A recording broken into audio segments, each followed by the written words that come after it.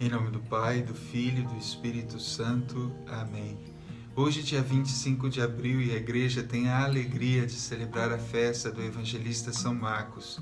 São Marcos nasceu numa família judia e se converteu ao cristianismo a partir da pregação dos apóstolos.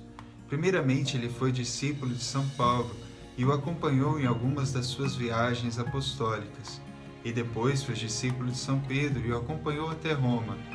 São Marcos cumpriu aquilo que ele mesmo escreveu a respeito que Jesus disse: "Ide pelo mundo inteiro e pregai o Evangelho." Assim fez Marcos. Então ele foi até Alexandria, no Egito, e ali fundou uma comunidade cristã, que era muito importante no início do cristianismo.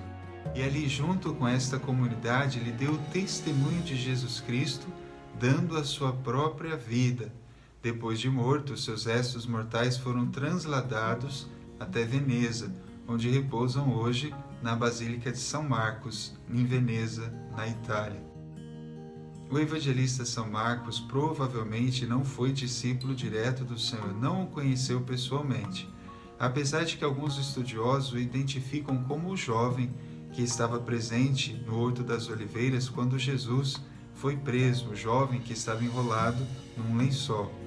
Mas provavelmente tudo aquilo que ele escreveu no seu evangelho, ele ouviu diretamente de São Pedro. Então o evangelho de São Marcos é o testemunho direto do apóstolo, do príncipe dos apóstolos, São Pedro.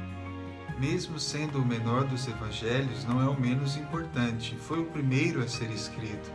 E nele ele queria anunciar Jesus, então é um evangelho querigmático. Na verdade, ele queria mostrar para aqueles que estavam se convertendo quem era a pessoa de Jesus.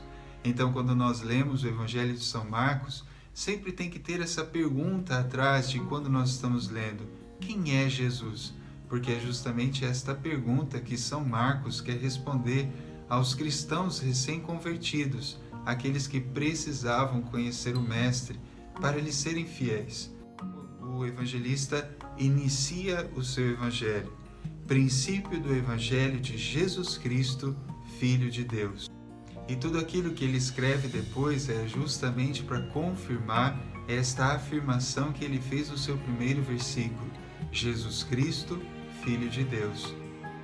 No meio do seu evangelho nós temos a profissão de São Pedro, quando São Pedro professa a sua fé que Jesus é o Messias, aquele que deveria vir ao mundo. E depois desta profissão, o seu evangelho parece mudar completamente, voltando-se para o momento forte da crucificação, morte e ressurreição de nosso Senhor.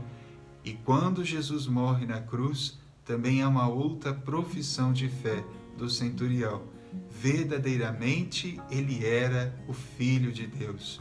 Mais uma vez confirmando o seu primeiro versículo. Então o Evangelho começa e termina querendo mostrar para todos aqueles que leem que Jesus Cristo é o Filho de Deus, o Filho muito amado, aquele que deveria vir ao mundo e aquele que tem o poder de nos libertar dos nossos pecados.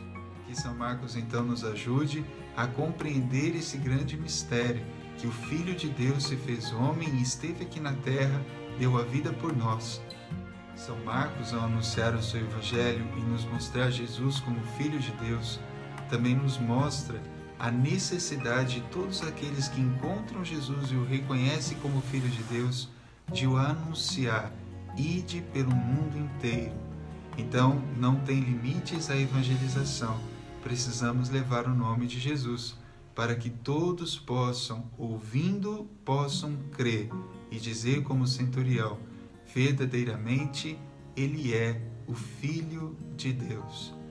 O Senhor esteja convosco, Ele está no meio de nós. Abençoe-vos Deus Todo-Poderoso, Pai, Filho e Espírito Santo. Amém. São Marcos, evangelista, rogai por nós.